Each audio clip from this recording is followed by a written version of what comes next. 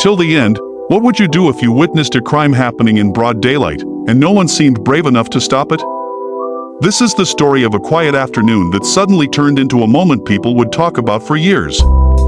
An elderly woman, walking home with nothing but groceries and memories of a long life behind her, became the target of a man who thought no one would dare challenge him.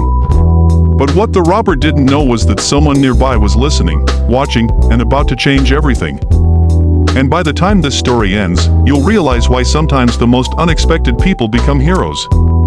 Like and subscribe to Heartfelt Stories Hub. It was a warm afternoon, the kind of day where the sunlight makes everything feel calm and safe. People moved slowly along the sidewalk, some chatting on phones, others carrying bags from nearby stores. Among them was 74-year-old Margaret Ellis. She walked carefully, holding a small paper bag filled with bread, fruit, and a few simple groceries.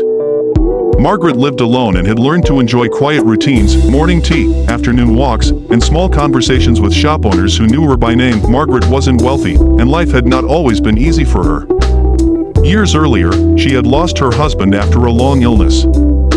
Since then, she carried both strength and loneliness in equal measure. But despite everything, she remained kind to everyone she met.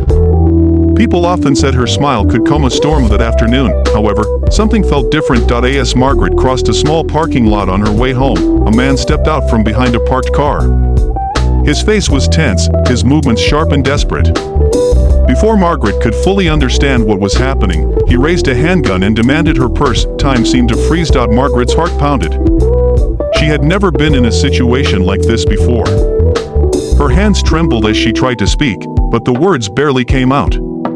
Around them, a few people noticed but quickly looked away, fear keeping them frozen in place. The man grabbed her purse roughly, causing Margaret to stumble.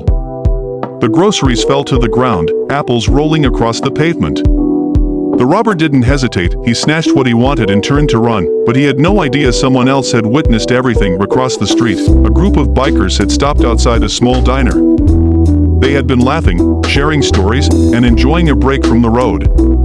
Their motorcycles were lined up, shining under the sunlight.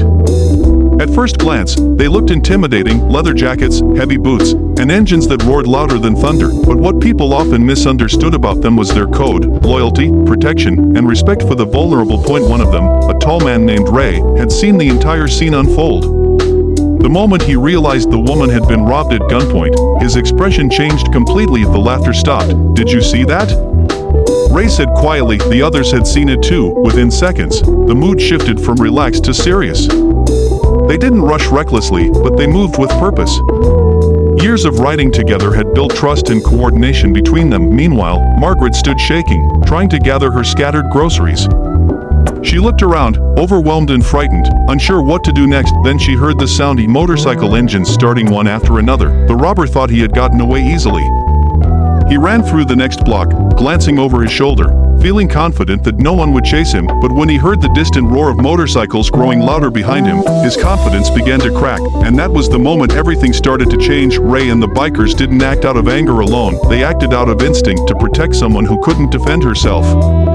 They had seen situations like this before in their lives, and one thing was certain: fear spreads when good people stay silent. The motorcycles moved quickly but carefully through the streets. Ray had already noticed the direction the robber had run. It didn't take long before they spotted him trying to disappear into a narrow alley. The man looked back again, and this time, he saw them clearly. 5 motorcycles closing in. Suddenly, the robbery didn't feel so easy anymore. The robber slowed down, panic rising in his chest. He hadn't expected anyone to follow him, especially not a group of determined bikers who clearly weren't afraid. Ray stopped his motorcycle a few feet away, stepping off calmly.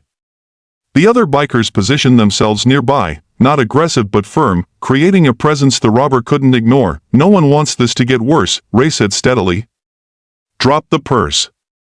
For a moment, the alley was silent except for the fading echo of motorcycle engines. The robber looked from one biker to another. He realized something important in that moment. These weren't people he could intimidate. His hand slowly lowered, then the purse dropped to the ground. Relief washed through the group, but they didn't celebrate.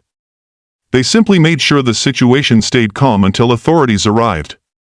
One of the bikers had already called the police. Back at the parking lot, Margaret was sitting on a bench now, still shaken but safe.